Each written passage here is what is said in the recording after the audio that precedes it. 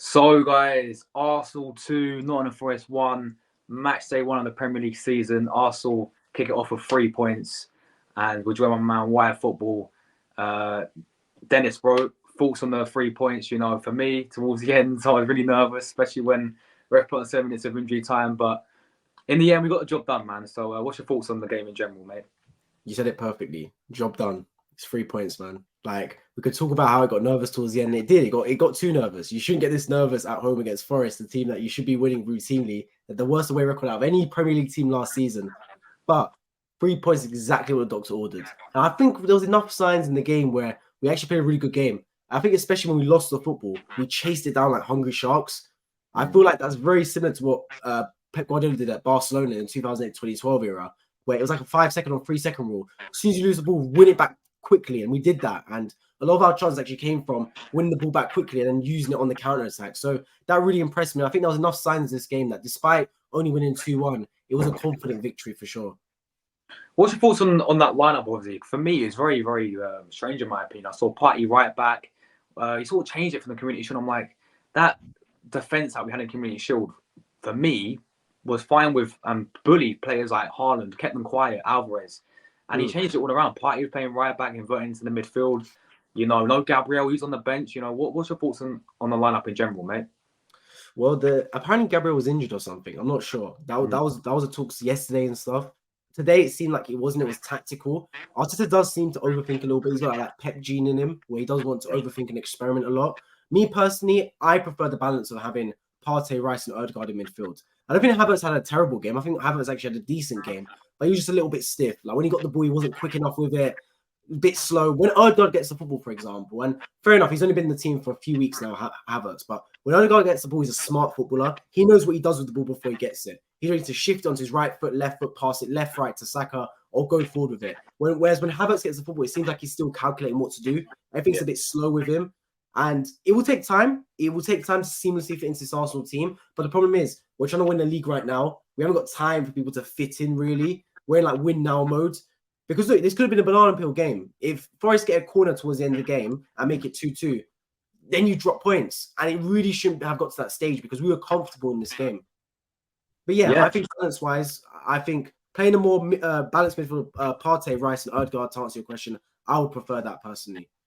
Definitely, man. And obviously we saw disappointing Timber getting injured. Hopefully it's not too bad. But there's talk as well before the game. Fabrizio tweeted there about Tierney leaving, man. What's your thoughts on that? Do you think we should keep Tierney, or you think we're all right in that position with Zinchenko coming back soon? But now Timber's injured as well. What's your thoughts? Would you keep Tierney?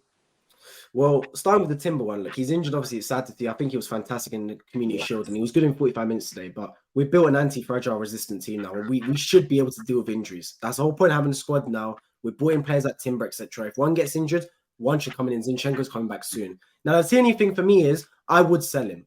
It's not anything against Tierney. It's just because out of all the defenders we've got Zinchenko, they've got Timber that can play there. Tomiyasu today, Kivior can play there. Out of all those players, Tierney's got the most sell-on value. And we almost won the league last season, and Tierney didn't even play that big of a part. He came on in certain games, but you can't sit there and go, Tierney was the reason we won the title race. So if you can sell him for 30, 40 million, which is what he's talked about. I know Sociedad want him on loan or something, which forget that. Get money for him, and then use that money on like a right winger like Kudus or Elise. That makes sense for me. It's not anything against Tierney himself. I think he's a good defender, but I think he can be upgraded. I think there's other players that can play in his position A and B. Out of all the players in there, he's got the most sell-on value. So it makes sense to sell him, in my opinion. That's what I would do. Fair enough, man. And obviously with Nketiah bagging the goal today, for personally, when I saw him in the lineup, I was like, because for me, I'm not a massive fan of Eddie Nketiah. I don't know about you, mate, but I think we need to get rid of him. But what I will say is he proved me wrong today by scoring a goal. And I was like Trossard. I don't know what Trossard's got to do to get a start, man, because man scored against Man City Community Shields, excellent pre-season, and he's on the bench again. But where do you stand with Eddie Nketiah? Do you think we should keep playing him after he's been on? He scored a goal, or should we drop him and should we maybe put Havertz false nine or Trossard false nine? Where do you stand on Nketiah? Because Arteta clearly rates him. He keeps playing him. So it's a classic Nketiah game. Like it's classic. Nketiah in these games, he'll do fine. I think the majority of strikers we could have played, even if we played Balogun today, I think we would have been all right. The thing is with Nketiah, where you need to earn your money is when you play the big games, away from home, Man City away, United away. That's when I worry about Nketiah, right? You saw Haaland yesterday against Burnley. That turned into a routine 3-0 victory for Man City because Haaland got 2 goals from 2 touches. Nketiah won't do that. Today, fantastic goal. I think Tony should have done better. He went down the middle of it, but it's still a brilliant goal. And I back him to score in these type of games at home. It's at home against Forest. You're playing the team with Ødegaard around you, Saka, Martinelli. You should be scoring. Let's be real about it. Where I don't think Nketiah can carry us long term is in those big away games. It's a 38-game season. It's just like last year when we brought in Holding into the team. When Holding came into the team, I said, look, we've got Palace, we've got Leeds. That's fine. Holding will do fine. I'll worry about Anfield away. I'll worry about going to West Ham, etc. When it becomes not 3 games of Rob Holding, but 8, 9, 10 games of Rob Holding, that's when you're worrying because consistency isn't their mantra. It's not in their forte. The best players are consistent, not on a game-by-game basis, but on a season-by-season basis. 38 games in a row. So look, it doesn't look like we're going to sign a striker. Who knows? Obviously, there's still 3 weeks to go. If it is with Eddie Nketiah, I'll back it. But these games like this won't change my opinion on Eddie Nketiah. I didn't see anything from him today to think, wow, Nketiah's turned a corner. He can be our starting striker. It's more the same. I need to see him away at Man City or away at Chelsea, etc., which we've seen in previous times. But, you know what I mean? Big matches where there's a lot on the line for him to do something. Yeah, 100% agree with you there, my friend. And obviously Monday night, second game of the season, away, Selhurst Park. It's a tough place to go to. I know last season we actually got first game of the season, beat them 2-0. But yeah, but just talking a little bit about that game. First of all, how confident you are that we're going to get something, we'll go and get the 3 points. And also, would you change the team around or would you keep it, the same as we played today? So I think going into the game, I am feeling confident. I saw enough signs in the game to think we're going to do well this season.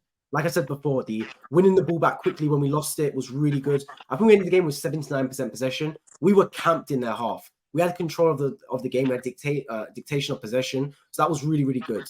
To win that game against Palace, though, I would bring Gabriel back into the team if he's fit. I think we do need that physical presence. I think when Awani came on the pitch, he was a handful for us. We really struggled to compete with him. The 3 signs that really worried me in this game was one, when Awani came on the pitch, Tawa Awani, he was a real problem. And it really actually worried me because last season when we played against physical strikers like Mitrovic, we actually seemed all right. We did well. Even Ivan Toney, when we played, obviously the Emirates was a different story, but when we went to play Brentford away from home, we defended him brilliantly. But this season, first game against Awani, when he came on the pitch, he was a handful. He kept putting his back into Saliba, back into Gabriel, and he got a lot of chances from that. Set pieces as well was a problem. Willy Bolly probably could have scored. I think Declan Rice actually handballed it maybe. You're looking at a chance Yates had if it wasn't offside. Yeah. So that was a problem as well. And the third thing is not killing off games. Now, this was at home. We had the Emirates crowd behind us, so it was all good. But if we're 2-0 up at Palace next Monday, which we can be, we need to go for that third goal. Because if Palace make it 2-1, then there's problems. You don't want to concede a goal from 2-0 to 2-1 because then they have momentum and anything can happen. So it's good that we have these problems now because the fixture congestion hasn't started yet. We can still have time to implement changes going forward. We've got 8-9 days. I think that game's on Monday, right? Yeah, Monday night, yeah. Exactly, perfect. So we've got a full week on the training ground, implement those changes, and then good to go on Palace. But we've got a friendly start to the season, which is good. Gives us time to get up to the pace of things.